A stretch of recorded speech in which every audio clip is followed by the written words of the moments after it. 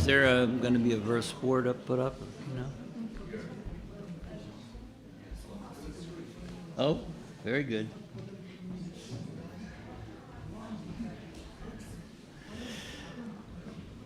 All right, I'm going to sing the song that was sung by Lord Chaitanya as he moves through the Jarikanda forest.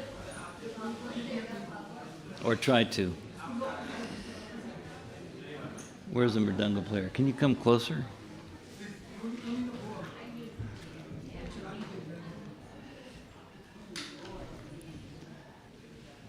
Krishna, Krishna, Krishna, Krishna, Krishna, Krishna, Krishna, hey. Krishna, Krishna, Krishna, Krishna, Krishna, Krishna, hey.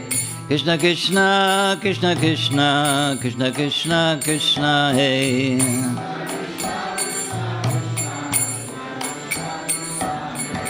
Krishna, Krishna, Krishna, Krishna, Krishna, Krishna, Rakshamam.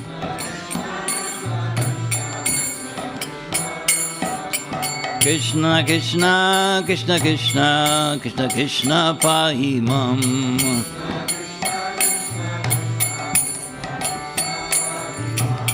Rama Raghava, Rama Raghava, Rama Raghava, Rakshamam.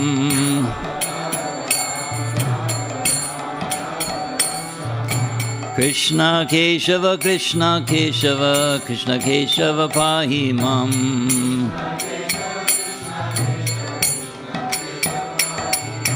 Krishna, Krishna, Krishna, Krishna, Krishna, Krishna, Krishna, hey. Krishna, Krishna, Krishna, Krishna, Krishna, Krishna, Krishna, hey.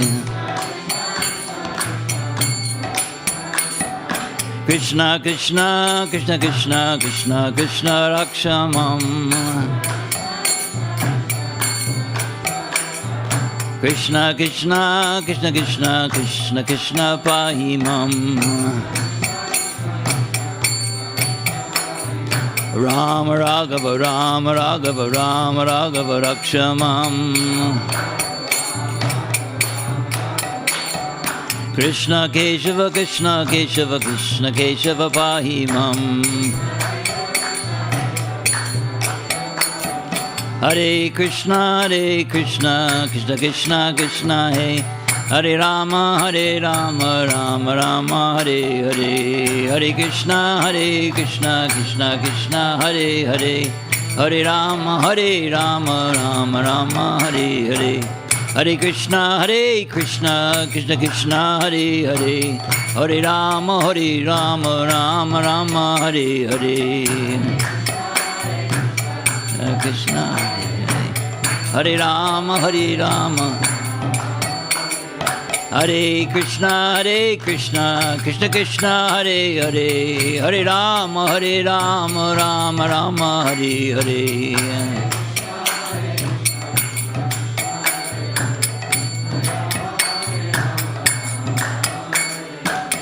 Jaya Prabhupada, Prabhupada, Prabhupada, Jaya Prabhupada.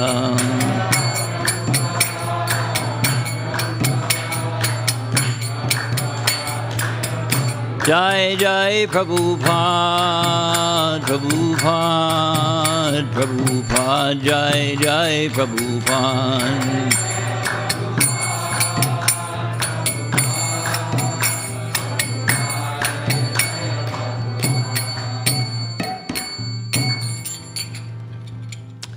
Jai Jai Shri Chaitanya, Jai Nityananda. Jai Advaita Chandra, Jai Gaur Bhakta Vrinda.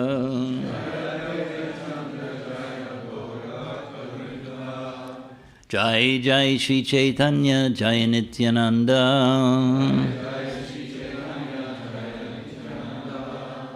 Jai Advaita Chandra, Jai Gaur Bhakta Vrinda. Jai Jai Shri Chaitanya, Jai Nityananda. Jai Nityananda, Jai Dvaita Chandra, Jai Gaur Bhakta Vrinda. So this is the first of 3 verses. The one that's on the board there is the first of the 3. So we'll chant that.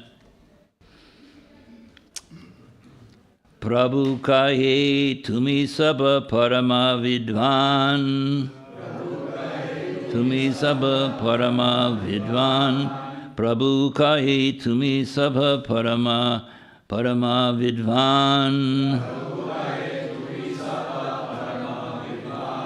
Ye bhala hai se kara samadhan. Ye bala hai se kara samadhan. All right. Other.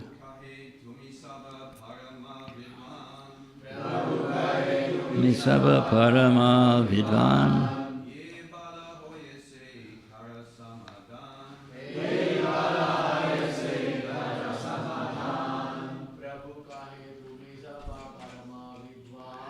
Prabhu kai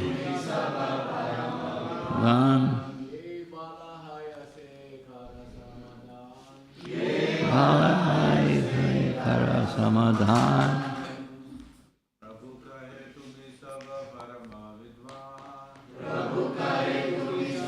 Parama Vidvan.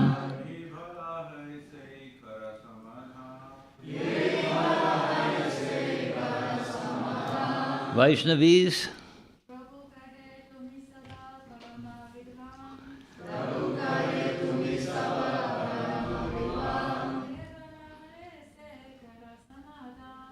Ye bala hai se kara samadhan.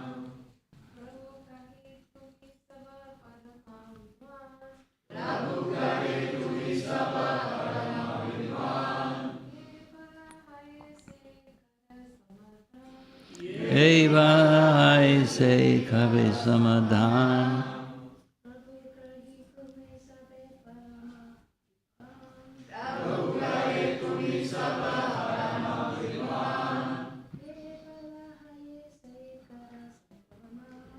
Ye bala hai se kara samadhan.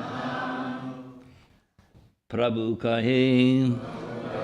The Lord replied, Tumi sabha, all of you, parama vidvan, greatly learned personalities, yea, whatever, balahai is right, say that, kara samadhan, execute. The Lord said, since you are all very learned personalities, whatever you decide, I shall accept. Now, since I assume all of you have been following this class, or maybe not, though, the summary is that King Prataparudra, who was the monarch of Orissa at that time, a powerful king, actually. I was reading a little bit about his history. He held sway over quite a few provinces. Very powerful king, but he was very attached to Lord Chaitanya. And he wanted to see him, his heart and soul, he wanted to see him. He was very devoted to the Lord. But the Lord's position was that he didn't want to be seen talking to kings because that would compromise. He would be criticized. He felt he would be criticized if he spent time talking with kings. So that's the background. So the devotees, King Prataparudra, going through various associates of Lord Chaitanya, asked them to put a proposal to Lord Chaitanya that somehow or other he could be allowed to have his darshan. And so they were a little reluctant to do that, but nevertheless they made an attempt. And Nityananda had proposed that, it says, out of your mercy, send one of your outward garments to the king. The king would live hoping to see you sometime in the future. So this is an important, believe it or not, an important request, because Nityananda was clever enough to understand that Lord Chaitanya didn't want to be compromised. And so he said, so give him some of your clothing.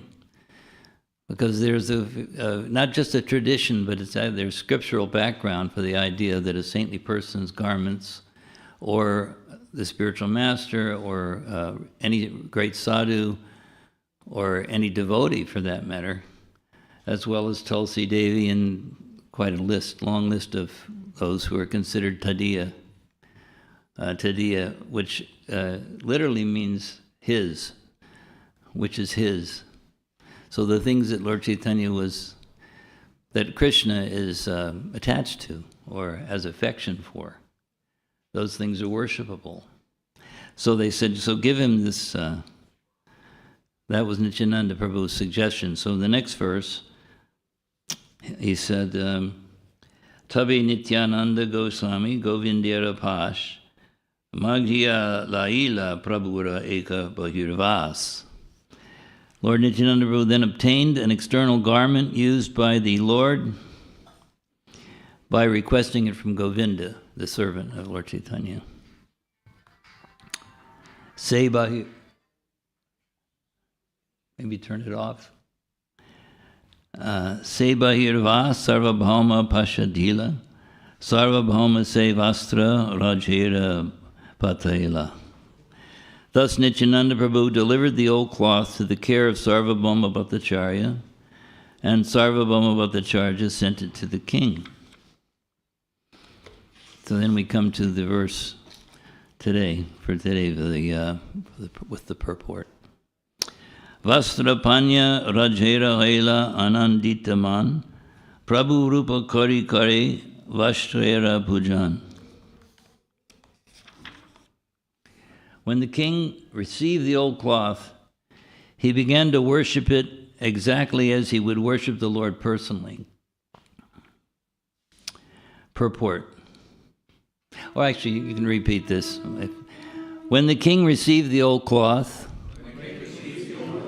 he began to worship it exactly as he would worship the Lord personally. Purport. This is also the conclusion of Vedic injunctions. Since the Supreme Personality of Godhead is the absolute truth, everything in relation to him is also on the same platform.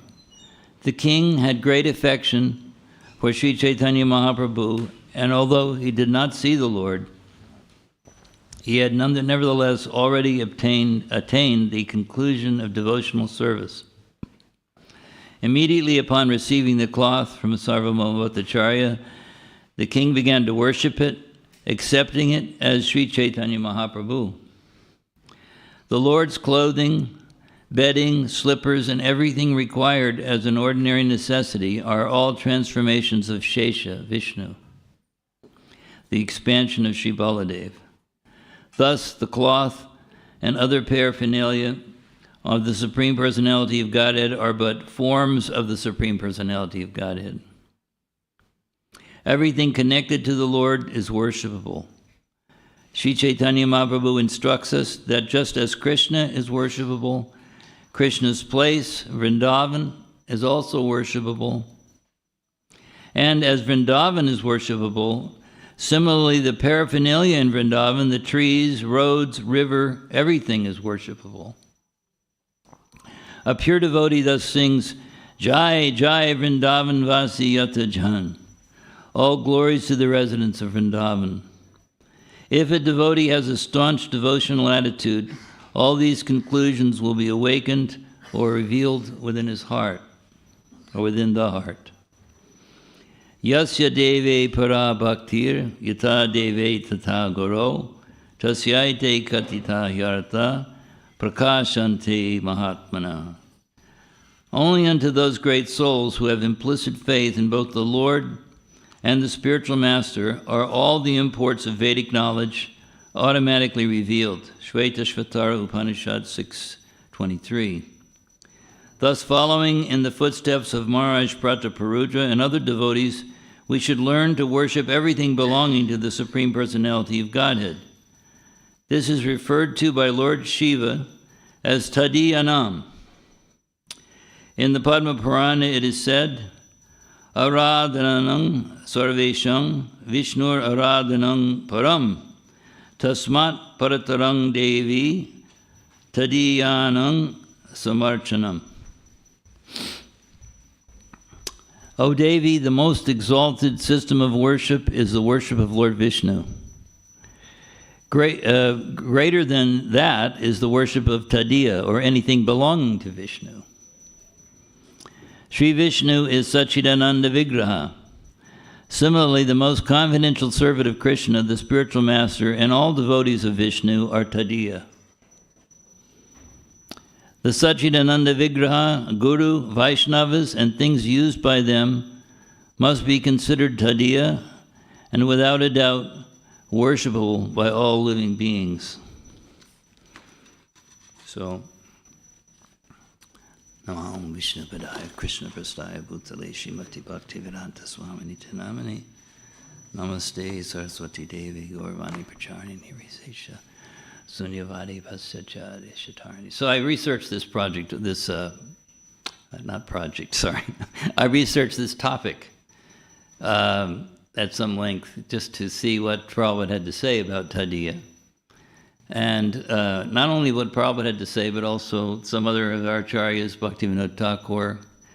This verse that is cited in the purport is from the Padma Purana, explaining the concept of Tadiya.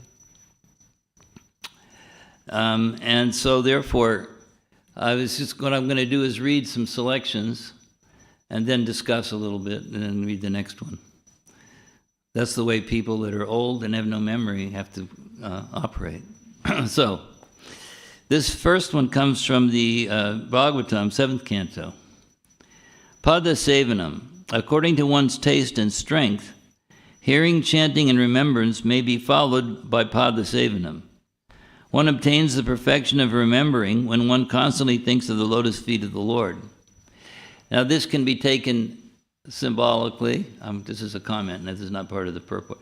It can be taken symbolically to perform devotional service, or it can be taken literally. The imprints of Krishna's feet are also considered worshipable. So here it says, being intensely attached to thinking of the Lord's lotus feet is called Pada Sevanam. When one is particularly adherent to the process of Pada Sevanam, this process gradually includes other processes, such as seeing the form of the Lord, touching the form of the Lord, circumambulating the form or temple of the Lord, visiting such places as Jagannath Puri, Dwarka, and Mathura to see the Lord's form, and bathing in the Ganges or Jamuna. Bathing in the Ganges and serving a pure Vaishnava are also known as Tadiya Upasanam. Tadiya Upasanam. This is also Pada Sevanam. The word Tadiya means in relationship with the Lord. So this is one definition that Prabhupada gives, in relationship with the Lord. Service to the Vaishnava, Tulsi, Ganges, and Jamuna are included in Pada Sevanam. So when we say worship the lotus feet, these are all the things that it includes. All these processes of Pada Sevanam help one advance in spiritual life very quickly. So to be very attentive to not only the Vaishnavas and the deities and Tulsi and so many worshipable items is very important for development of spiritual life, a kind of a mood of humility also, a mood of appreciating anything that is loved by the Lord. That's always a key, or you could say an opening to advancement in Krishna consciousness. So now the next little citation, this comes from the 11th canto. According to Srila Bhaktisiddhanta Saraswati Thakur, those who cannot properly distinguish between devotees and non-devotees, and who therefore never worship the pure devotees of the Lord, are to be known as Kanishta Adhikaris. Sometimes we see that people are very, I guess I'm not being so clear about when I'm deviating from the purport. Not deviating, sorry, adding to, you could say. Sometimes we observe that people are very good at worshiping the deities and the form of Prabhupada, but they tend to push other devotees out of the way or ignore them or step on them, sometimes in moving around the temple and so forth. So there's a tendency to worship those things which are considered very exalted and kind of dismiss or not take it very seriously what they call, what do they used to say, rank and file devotees, which is a disgusting, excuse me, but a disgusting expression. There's no rank and file devotees. They're all great souls. So, but they're considered on a lower stage. So Kanishta Adi, now I'm back to the purport. So such Kanishta Adhikaris engage in worship of the Supreme Lord, especially in the temple, but are indifferent to the Lord's devotees. So it's not just me, it's Prabhupada also said. Thus they misunderstand this statement by Lord Shiva in the Padma Purana. So here's that verse again. And really, the whole concept of Tadiya is based on this particular verse from the Padma Purana, that Lord Shiva speaks to Parvati. Aradhanam sarveshang Vishnu aradhanam param tasmat paratarang devi tadiyang samarchanam. O Devi, the most exalted system of worship is the worship of Lord Vishnu. Greater than that is the worship of Tadiya or anything belonging to Vishnu. Now this is an extraordinary statement if you look at it. It's like saying worship of Vishnu is very important, but it's not as important as worshiping those things which belong to him. And devotees are among those items that belong to him. I shouldn't call them items, are those personalities that he claims as his own.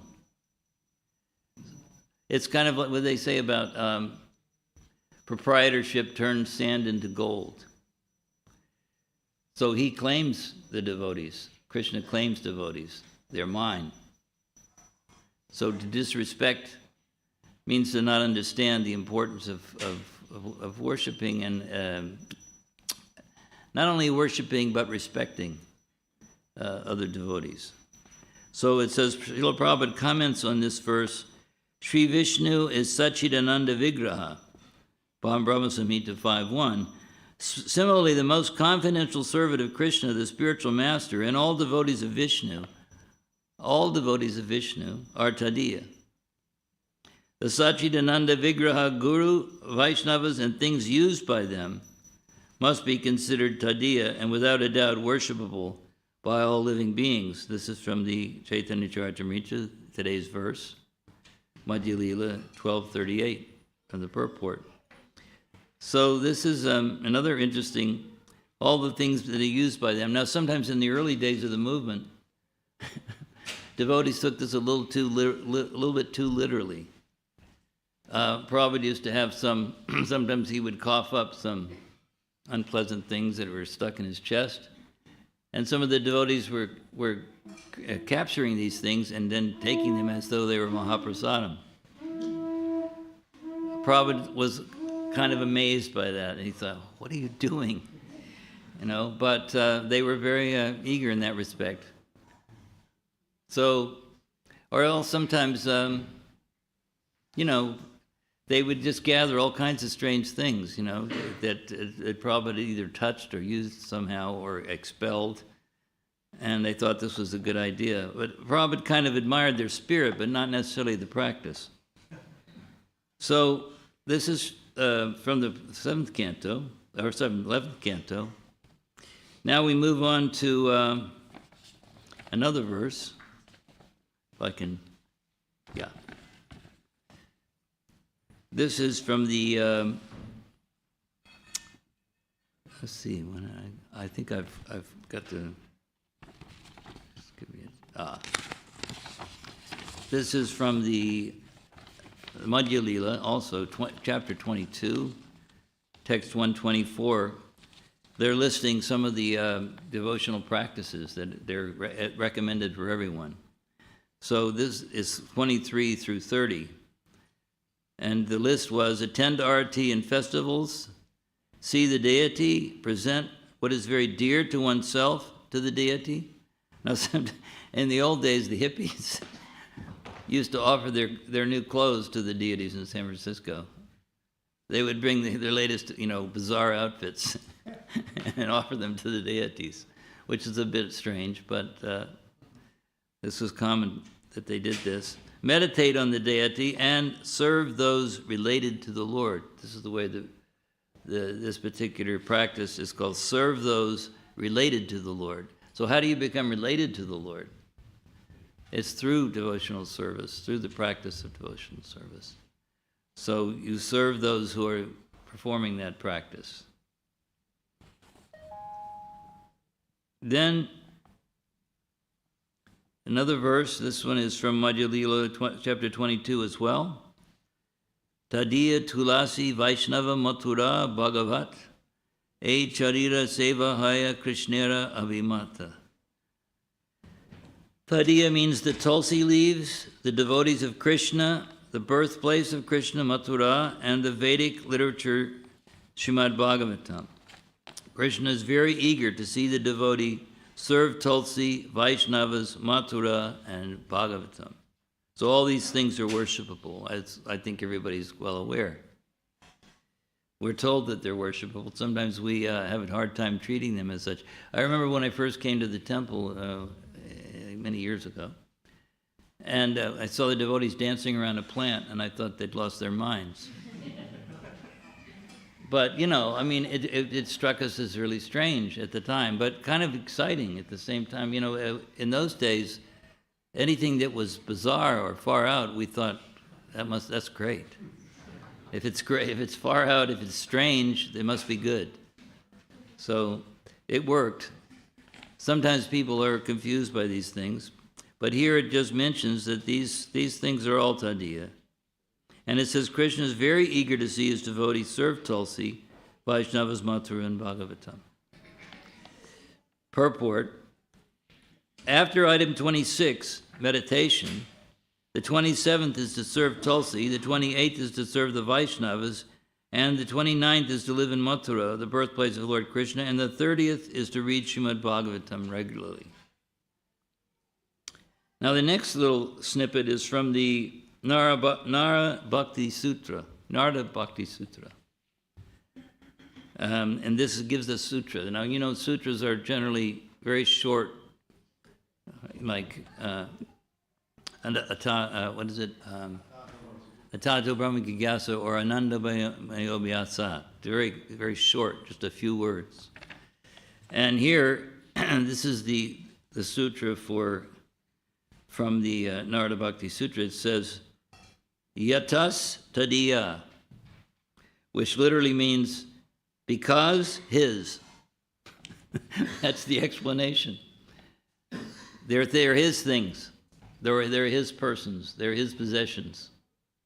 So that's the sutra. It's just two words. Yata Tadiya. Very nice because it's so simple. Pure devotees are not distinguished by externals like social class, for they belong to the Lord. So that's the meaning of the verse. It's not about social class, or not whether you're born in Gujarat or not. Sometimes people dismiss others who are not born in Gujarat, but that's not quite the right idea here. It says that pure devotees are not distinguished by externals like social class, for they belong to the Lord. And there's a little purport here. Prabhupada did finish, I don't believe, the Narada Bhakti Sutra, but he had help in finishing this particular Shastra. And this is the purport. I believe this was a combination of his purport and Satsvarup Maharaj's purport. So here's what he says. Here Narada explains why one should avoid caste-conscious prejudice toward devotees of Krishna. Because devotees are all one class, they are all his own. And because they belong to the Supreme Lord, Tadiya, the devotees are worshipable. So then he quote the famous verse again from the Padma Purana, Lord Shiva to Parvati. And again he repeats, of all types of worship, worship of Lord Vishnu is best, and better than the worship of Lord Vishnu is the worship of his devotee, the Vaishnava. Tadiya means in relation to him. The devotees are intimately related to the Lord because they are under the shelter of his internal energy. Thus, they always accompany him and serve him as his carrier, Garuda, his couch, Anantasesha. Anantasesha is his couch. Imagine having a couch called Anantasesha. His cows, his gopas and gopis, and so on. In a general sense, all living entities are part and parcel of Krishna, my eternal fragmental parts, Krishna says, and that is another reason why one should not judge someone higher or lower by material standards. This is also a tendency. Less evolved devotees are sometimes critical of a person because of where they're born, what their background is, how much education they have. There are so many ways in which people tend to dismiss or discriminate against devotees, against each other. If you go on the internet, there's some horrendous things going on in terms of Vaishnava aparad, so that needs to be avoided. It says,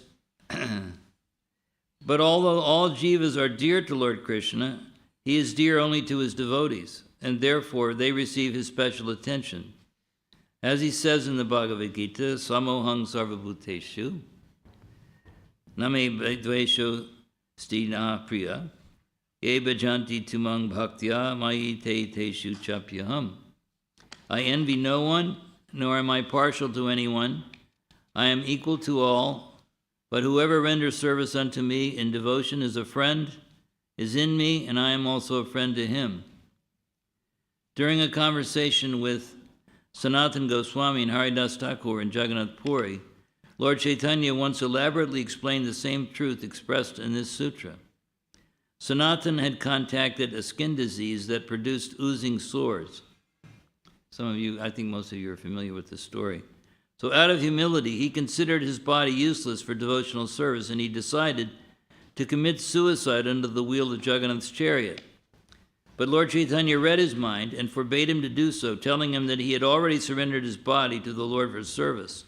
So this was the great defeat of Lord Chaitanya to Sanatana Goswami when he was giving the opinion that because he's in such a diseased condition, he should throw himself under the wheels of the Jagannath cart, give up his life, because he felt so offensive that Lord Chaitanya was embracing him out of affection, and yet he was oozing, these sores were oozing, and it was getting on Lord Chaitanya's body.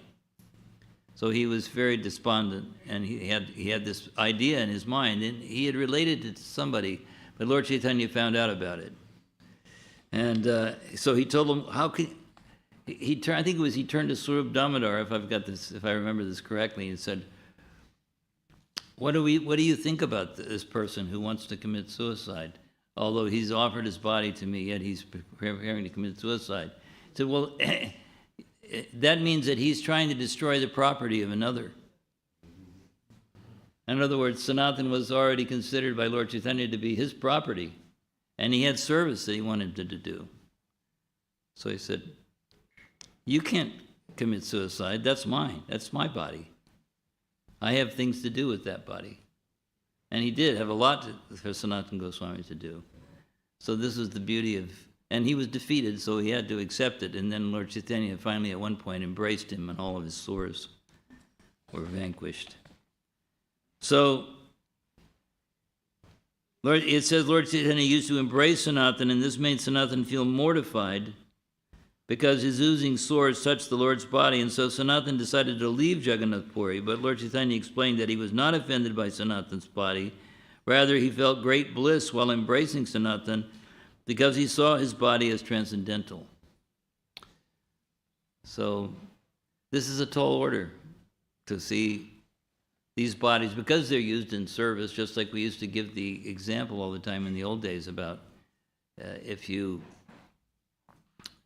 do something in devotion, you become spiritualized. That's accepted, that the body becomes considered. That's why when they place the great souls in samadhi, they don't burn the bodies. They actually treat those bodies as transcendental. So then Lord Chaitanya quoted this verse, Vidya Vinaya Sampane, Brahmi Gavihashtini, Sune Chaiva Sabhaki Cha Pandita Samadarshana. The humble sages, by virtue of true knowledge, see with equal vision a learned and gentle brahmana, a cow, an elephant, a dog, and a dog eater. So when Haridas Thakur heard this quote, when Haridas Thakur heard Lord Chaitanya speak like this, he said, well, what, and he, it's like sometimes devotees used to play, what do they call that? Almost like a sparring partner or Devil's advocate. Yeah, that's a good devil's advocate. Yeah, sometimes devotees used to play devil's advocate, and so Haridas Thakur here is playing a bit of a devil's advocate. He says, what you have spoken deals with external formalities. Lord Chaitanya then revealed his inner thoughts regarding his love for his devotees. My dear Haridas and Sanatan, I think of you as my little boys, to be maintained by me. The maintainer never takes seriously any faults of the maintained. When a child passes stool and urine that touch the body of the mother never hates the child. On the contrary, she takes much pleasure in cleaning him. Is that true? Any mothers here contest it? Is that actually true? No, nobody's saying it is, so I don't know. That's what Prabhupada says. I never thought that, at least. I mean, I'm not a mother, but I used to think, oh, no. But here it says, the stool and urine of the child appear like sandalwood pulp to the mother. Similarly, that's very high thinking, very high thinking. Similarly, when the foul moisture oozing from the swords of Sanatan touches my body, I have no hatred for him. This is from the Chaitanya Charitamrita Antilila, chapter 4. Lord Chaitanya then further explained the glories of devotional service and how it transforms the devotee's body into spiritual existence. Now this is interesting too. There's a verse, and I wish I could remember where in the Bhagavatam, where it describes how the subtle body of a living being, by devotional service, the subtle body is dissolved. Actually uses that word, dissolved. Therefore, mind, intelligence, and ego become spiritual, completely spiritual. And originally, mind, intelligence, and ego are all spiritual, but we're covered with material mind, intelligence, and ego. But they become dissolved by this practice of devotional service. So the way he expresses it here, I'll say it again, the glories of devotional service, how it transforms the devotee's body into spiritual existence. In conclusion, the body of a pure devotee is never material. Even if it appears so, Krishna still accepts the devotee as dear and embraces him as his own. By the Lord's mercy, the devotee is spiritualized, and in his transcendental body, he renders service to the Lord's lotus feet. So this is the purport to Narada Bhakti Sutra. So that's Narada's sutras. So this is a commentary on the sutras composed by Narada Muni. Now this next section, this is from the first canto. Well, some of it is anyway, sorry. This is actually from a lecture. This is one of Prabhupada's lectures, excerpt. Maybe this is too much reading, I don't know, but this is it's not my words, it's his words. So the question was, this is Prabhupada speaking, so the question was, which worship is best? So Lord Shiva replied, Haradanang Sarveshang Vishnu Haradanang Param. My dear Parvati, of all methods of worship, Vishnu worship is the topmost. There are many demigods worship even Lord Shiva's worship, but Lord Shiva says Vishnu worship is the best. And then he says again, Tasmat Paratarang Devi, my dear Devi, better than that, Vishnu worship is Tadiyang Samarchanam. Tadiya means those who are in relationship with Vishnu. Tadiya. Just like his devotee, Tadiya. Tulsi, Tadiya. Tulsi is Tadiya. Oh, or temple, Tadiya. Preaching, Tadiya. Tadiyanang Samarchanam. This is Bhagavat. So Lord Shiva recommends that of all methods of worship, Vishnu worship is the best, and better than Vishnu worship is to worship his devotee or things in relationship with him. So I know this is some repetition involved here, but to understand how important devotees are and how important the worship of devotees, the respect of devotees is extremely, and there's a tendency to become very lax about these things, to be critical of the behavior of devotees. And I know that whenever I used to live in the temple, and I'm sure some of you may have experienced that there's certain persons that really irritate you. And you sometimes become quite critical, perhaps, of those persons. Maybe not outwardly, which is good, but inwardly you're thinking those idiots, or something like that. It could be worse or could be better. So then Prabhupada goes on, Tadiyanam, that is Bhagavat. Here it is also said, Tadiyanam Bhagavat Sevaya. This book, Bhagavat, spoken by the devotee Bhagavat, this should be taken very seriously daily. Otherwise we do not understand what is Bhagavan. Therefore it is recommended here, Nityam, daily or constantly, 24 hours. We have to mold our life in such a way that 24 hours, not a single moment leaving aside, we should be engaged in Bhagavat Sevaya, in the service of the Lord's relations. The Srimad Bhagavatam, Bhagavad Gita, the spiritual master, Tulsi Devi, the temple, the preaching, the books, they are all Bhagavat. So Nityam Bhagavata Sevaya, Nasta Prayeshu. If we engage ourselves in this Bhagavat Sevaya, just like we are doing daily, trying to read one verse of Srimad Bhagavatam, discussing amongst ourselves, this is Bhagavat Sevaya, Nityam, daily, regularly. By this process, when the dirty things within the heart, Nasta Prayeshu Abhadreshu. So this is a lecture given in 1971 in Los Angeles. And there's another little excerpt from Prabhupada's lectures.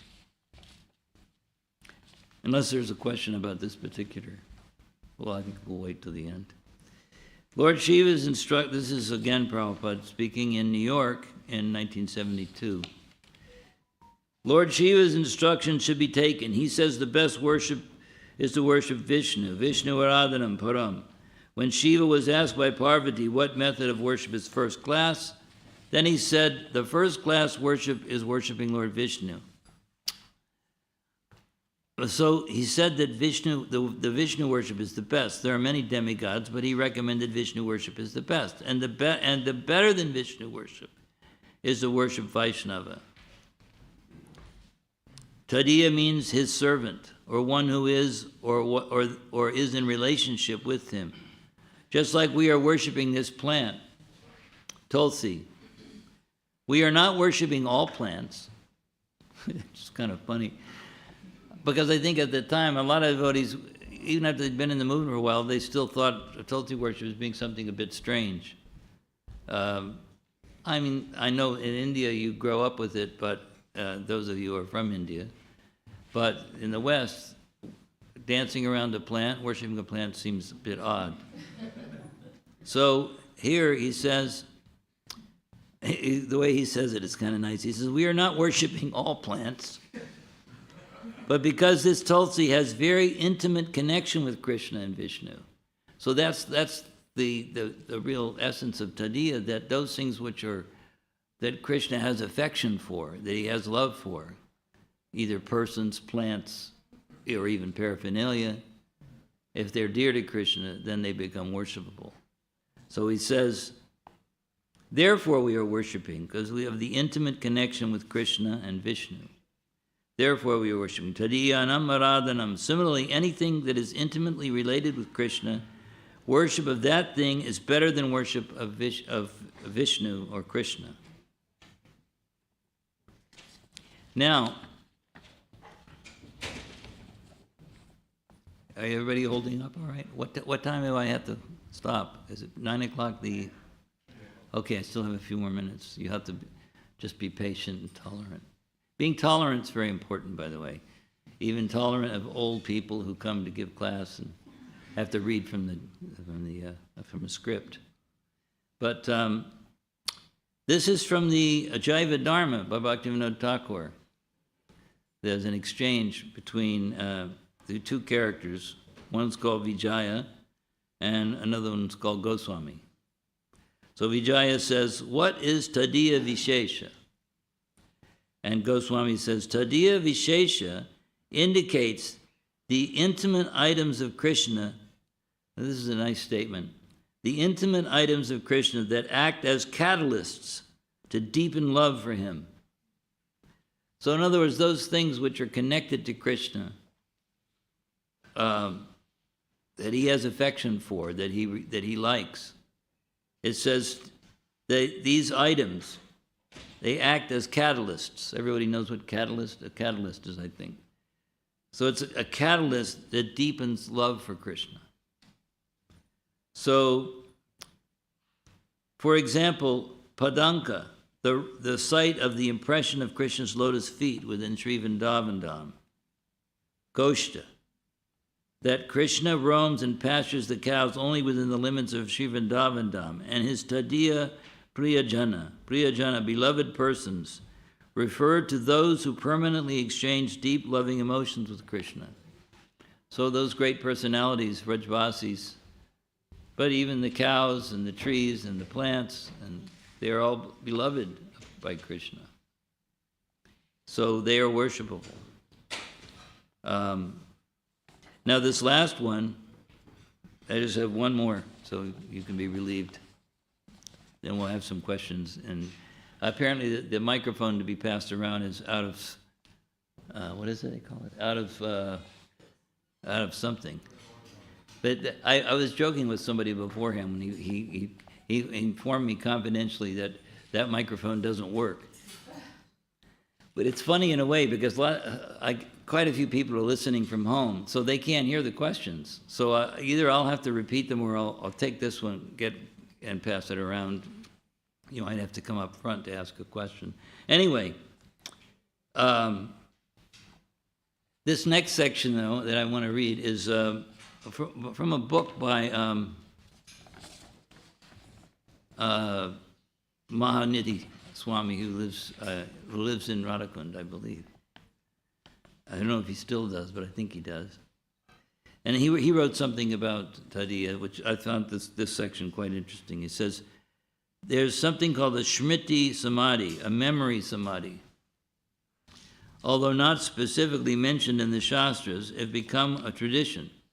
The word Smriti means memory. A Smriti Samadhi preserves the memory of a great Vaishnava by enshrining some of his personal items. So it can be things that belong to that Vaishnava. Just like you see a lot of Prabhupada disciples, a piece of his cloth or a shoe or something like that, things that he used. Even, I think some people even saved his toothbrushes or various items, all kinds of things. I can't even think of them all right now, but lots of things that he used were preserved and are on a lot of people's altars. But anyway, he goes on to say, they actually have samadhis full of these kind of items. And it says, objects used by a spiritually advanced soul are accepted as pure and worshipable, but the personal effects of an ordinary man are contaminated and usually burned or thrown away after his death. The tradition of building Smriti Samadhis originated with the idea that any object associated with an elevated Vaishnava becomes surcharged with the spiritual energy of that person.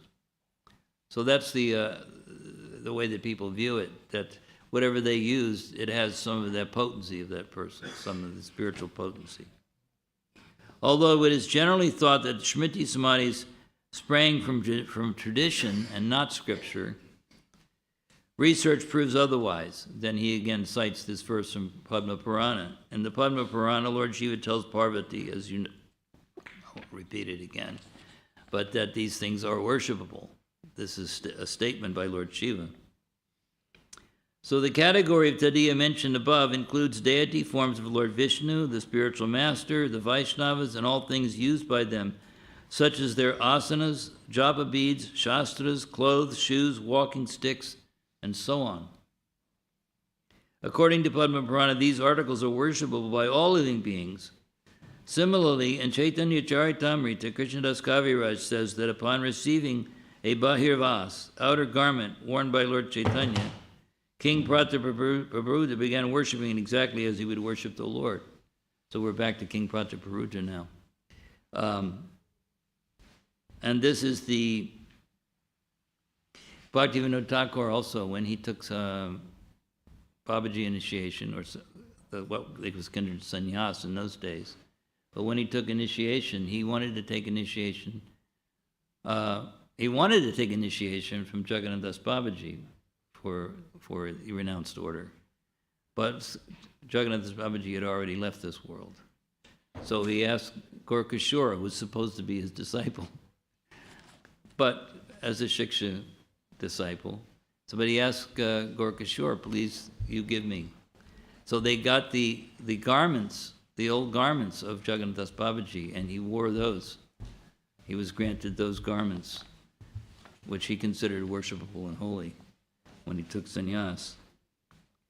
So we see the example of King Prataparudra, we see the example of Bhaktivedanta Thakur here. As the body of a Vaishnava is worshipped, his spiritually charged possessions can also be consecrated in the earth of a holy place. Then a Shmiti Samadhi Mandir is built to facilitate worship and remembrance. Within a Shmiti Samadhi, one may find practically anything connected with the Vaishnava, including his hair, tooth, clothes, shoes, walking stick, eyeglasses, neck beads, finger rings, photographs, or earth from his birthplace. Near Srila Jiva Goswami's Samadhi in Radha Damodar temple, there is a Jushti Samadhi, a stick Samadhi, containing the walking stick of a Vaishnava. In olden times, while traveling on pilgrimage, a Vaishnava was sometimes attacked and eaten by a tiger. Since the body was gone, the disciples or relatives might establish a Shmiti Samadhi to commemorate the devotee. In Katwa, West Bengal, there is a Kesha Samadhi containing the transcendental hair of Sri Chaitanya Mahaprabhu. So they have a Samadhi with a little of the hair of Lord Chaitanya. And it was the hair from shaving his head at his sannyas initiation. In Vrindavan, the tooth of Sri Gadadhar Pandit receives regular worship in his Danta Samadhi. You know, the word dentist comes from Danta. So there's a Danta Samadhi, pretty extraordinary Samadhi, the tooth of a great soul. I mean, some people have collected Prabhupada's teeth as well, and they are considered worshipable. Okay, so I'm finished. If there are any questions, I'll try to answer them. Yes? Oh, now, you want to speak in this so that people otherwise can hear you? If I can. There we go.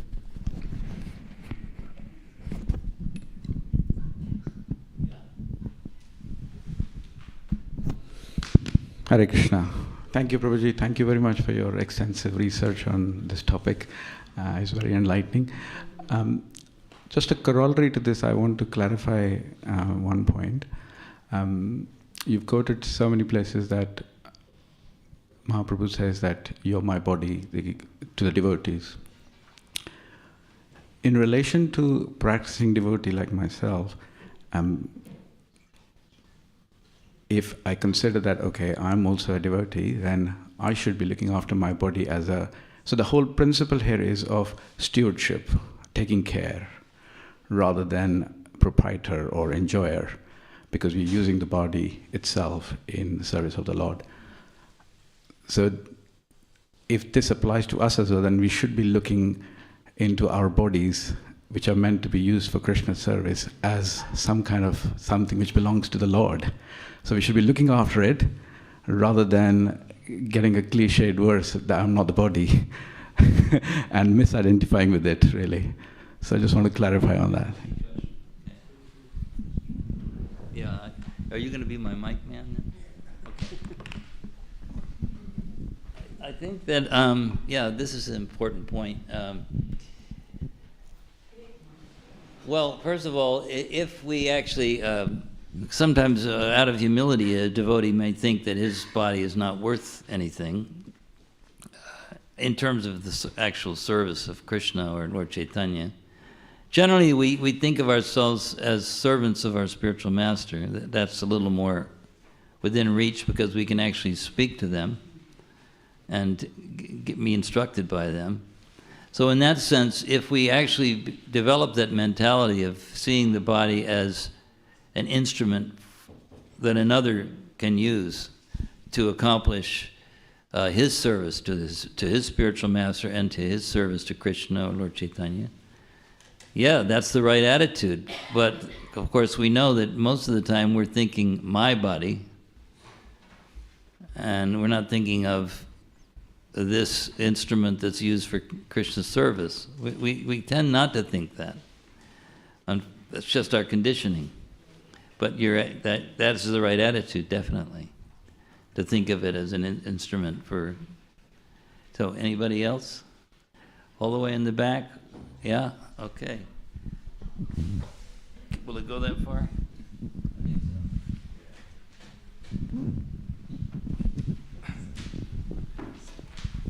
Just a short question, Rupa. What's at root of the rank and file?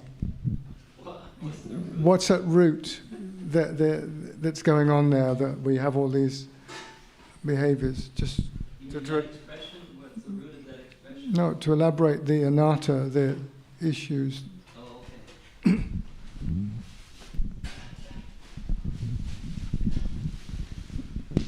Thank you. So, rank and file, that's an unpleasant expression. It's sort of more commonly used in business practice or in politics especially. They talk about rank and file devotees, or rank and file citizens. So it's a wrong idea. We should be honoring devotees, always honoring, respecting. This is the proper mood.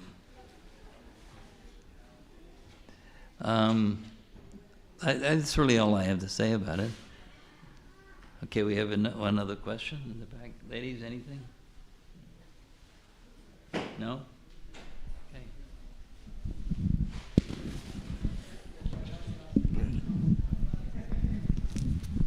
Okay. I always use Bhagavad Gita as a nice reference. If I can just get to it. Here it is. It says, just trying to learn the truth from the spiritual master. For he, sorry, because I haven't got my glasses on. Inquire from him. You can get that straight and go next to you. Yeah. See, I'm calling. Yeah. Can you? For he has seen the truth. Sorry, he says, and the self-realized soul can impart knowledge unto you, for they have seen the truth. It's having obtained this knowledge from a self-realized soul, you will never again fall into illusion, for by this knowledge you will see that all living beings are part of the Supreme, and or in other words, they are mine. It's just 2 verses there. Bhagavad Gita.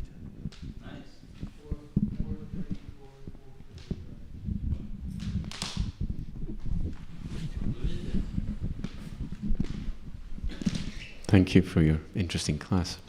Here's my question.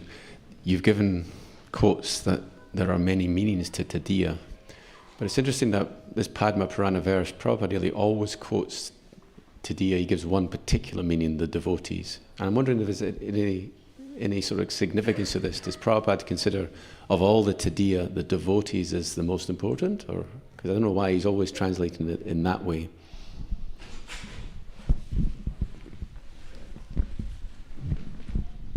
I'm not sure I can answer that question authoritatively, but that's the thing that we tend to fall down on, is critical of devotees, critical of Vaishnavas.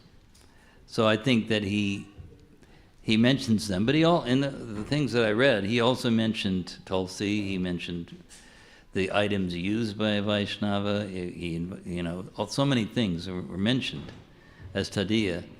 But the reason that I think the devotee comes up again and again is because that's the most dangerous type of disrespect, most dangerous kind of offense. That's all I don't know anything beyond that. I think our time is now up. Can you make this announcement? We have a little announcement. You can go ahead. Hare Krishna. So I'd like to thank His Grace Rup Vilas Prabhu for the wonderful class. Also, Rup Vilas Prabhu has authored a few books on the Vaishnava Acharyas, so if anyone would like to get some, there is a table outside, so feel free to have a look. His Grace Rup Vilas Prabhu ki